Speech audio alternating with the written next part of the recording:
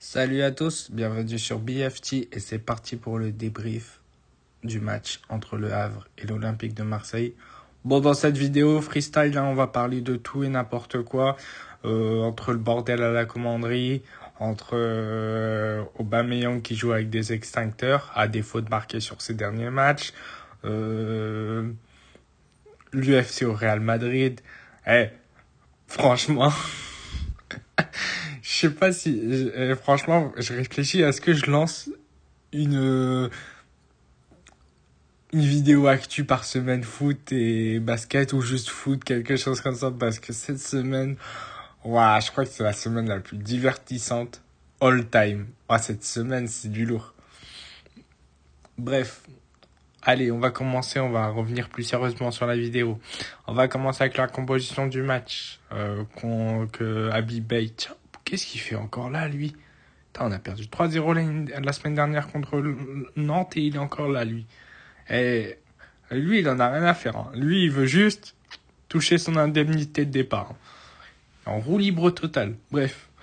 Composition. Roulis dans les buts. Allez, défense.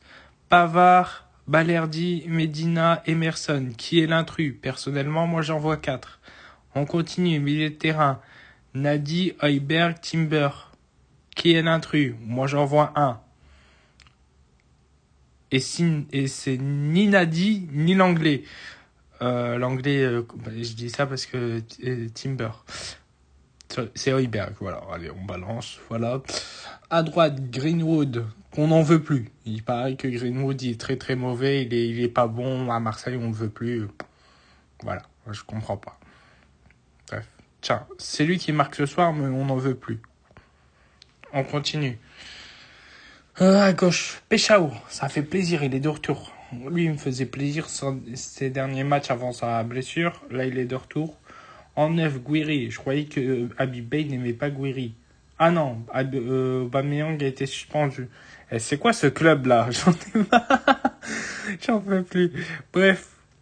Début de match terrifiant de médiocrité. On se fait dominer par le Havre. À croire que c'est Madrid 2017. Toutes les équipes qu'on affronte, c'est des équipes FIFA. Ils sont super fortes. Bouffal fait du sale. Voilà.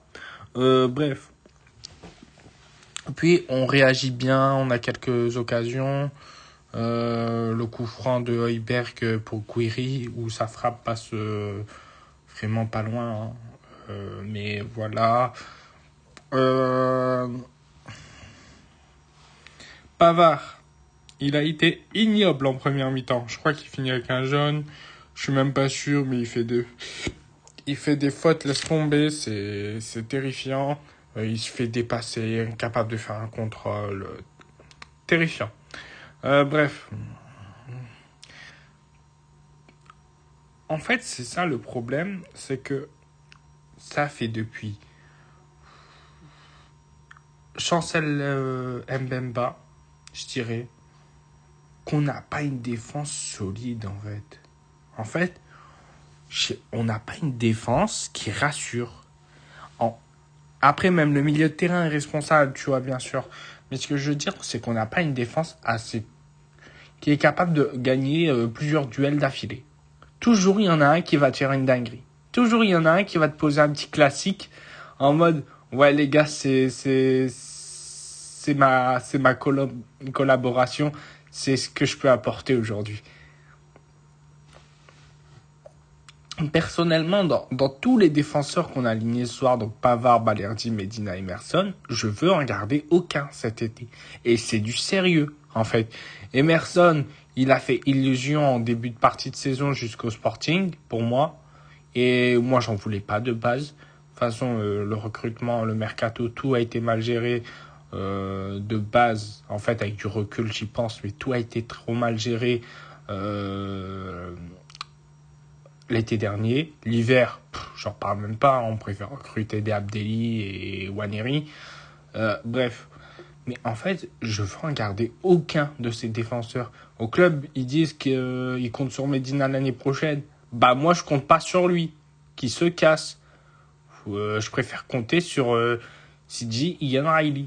Objectivement, on se pose, hein, on se pose là. On se pose. Hein. Oubliez le CV à Lens, oubliez tout. Je parle de 2025-2026. Ian Riley, qu'est-ce qu'il a fait de pire que Medina? Voilà. C'est une vraie question hein, que je me pose. Ian Riley, qu'est-ce qu'il a fait de pire que Medina? Parce que Ian Riley, il joue pas beaucoup, il apparaît de temps en temps, ok, il fait des erreurs, je peux l'entendre, mais on lui tombe dessus trop facilement.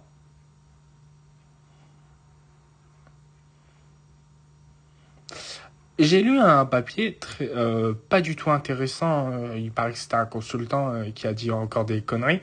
Ouais, vous voyez, je vous parle de tout sauf le match.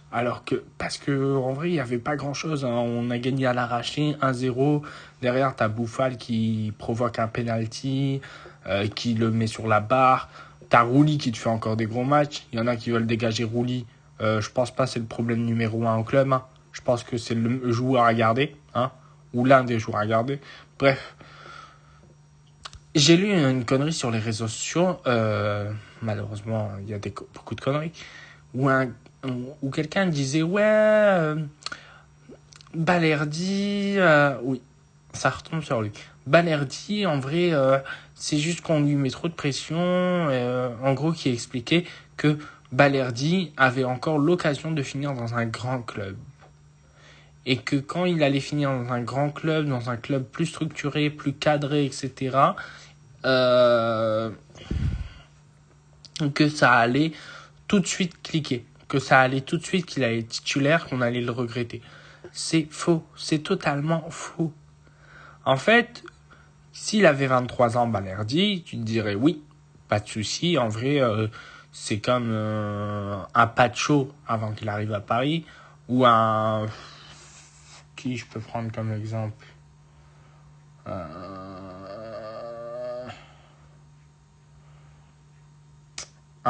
comment dire,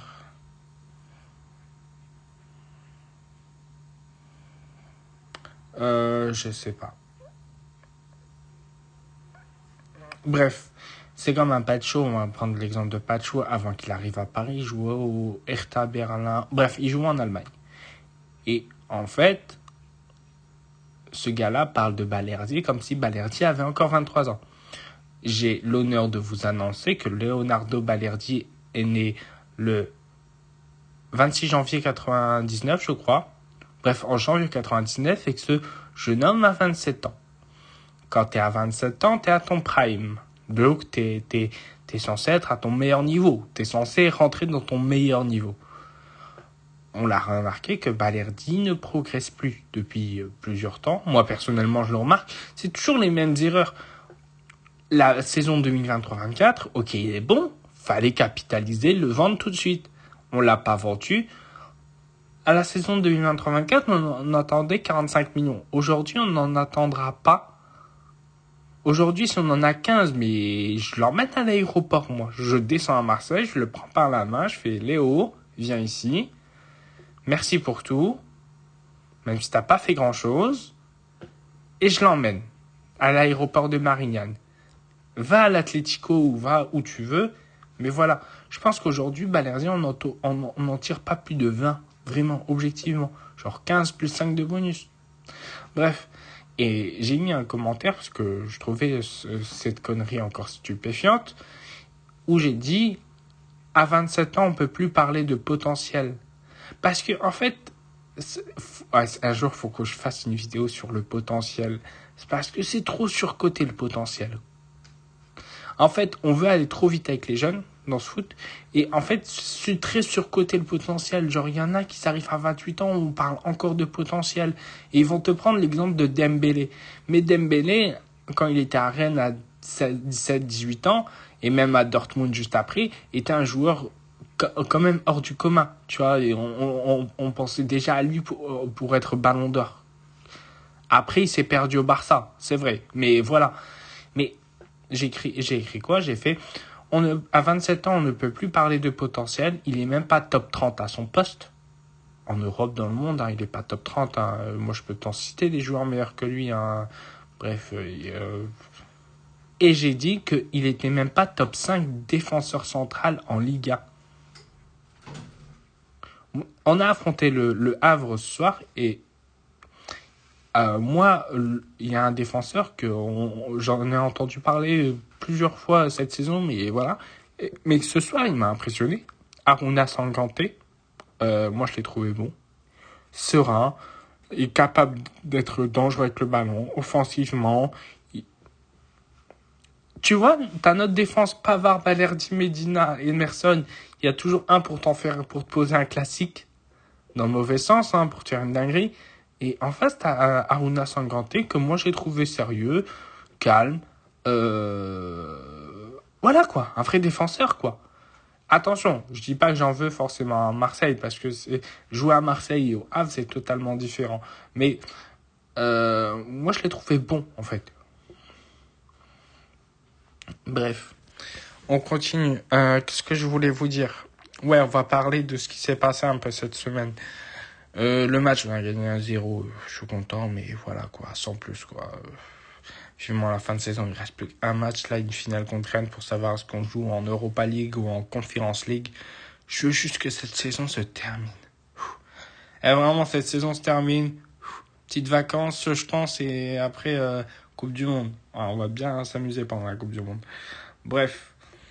Qu'est-ce qui s'est passé cette semaine dans le monde du foot? Alors, on va commencer par quoi? Real Madrid, où tout le monde se bat. C'est devenu l'UFC Madrid. C'est lunaire. Comment on est au courant? Sûrement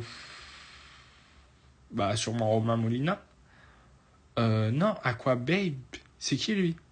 Bref, Aquababe. C'est quelqu'un qui parle de télé-réalité de base. Moi, je suis pas, je connais pas. Mais que j'ai vu des gens qui disaient ça. Et le mec, il a sorti des trucs sur le Real. Il s'est fait tailler sur Twitter. Il paraît.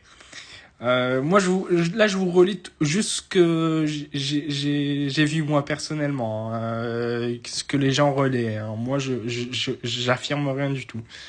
Il s'est fait tailler sur Twitter en disant blablabla, non, pourquoi tu parles toi, depuis quand tu parles de foot, etc. T'as aucune info, t'as un mytho, blablabla. Il a fait, ah ouais, vous êtes sûr? J'ai aucun informateur, j'ai aucune info. Il a leaké des conversations entre lui et Aurélien Tchouaméni. Aurélien Tchouaméni. Les gars, c'est lunaire ce que j'entends. Aurélien Tchouaméni, au lieu d'écrire à ses coéquipiers, écrit Aquababe. Où va le monde? Et derrière, il a commencé à sortir des infos sur Marseille. Il paraît que les joueurs en ont marre parce qu'ils se croiraient comme... Il y aurait Aquababe, hein, le nouveau informateur foot, hein, aurait plus d'infos que tous les informateurs foot. Attention, ça commence comme ça. Donc, il paraît, d'après ce qu'il dit, ce qu'il dit pas, les joueurs se sentiraient oppressés, enfermés, etc., comme dans Alcatraz. Les gars, méfiez-vous. Commencez pas à chauffer le bonhomme, parce que si vous lui dites, ouais, c'est faux, c'est des conneries ce que tu racontes, blablabla, blablabla, blablabla, le mec, il a quand même dans ses DN Tchouaméni. Donc, ça m'étonnerait même pas qu'il aurait un Medina ou un Traoré. Vraiment. Ou un Aubameyang. Tiens, Aubameyang, qui s'amuse à faire avec les extincteurs. Ah, lui, il m'a fumé. Dans le mauvais sens, parce que moi, j'en ai marre de ces conneries.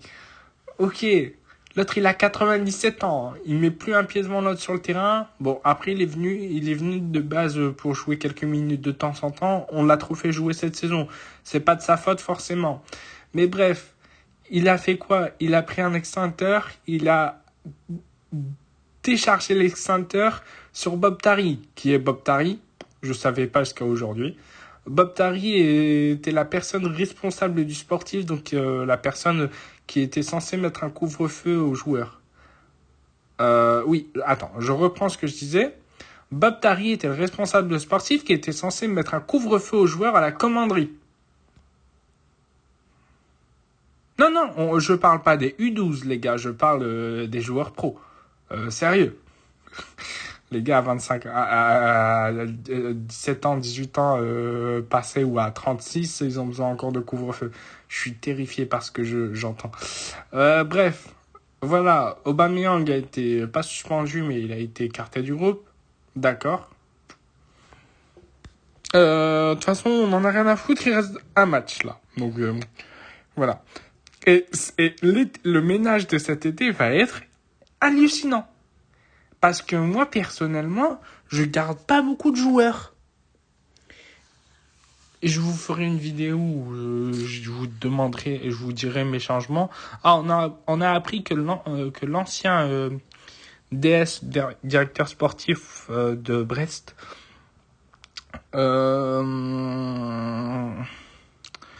Grégory Lorenzi,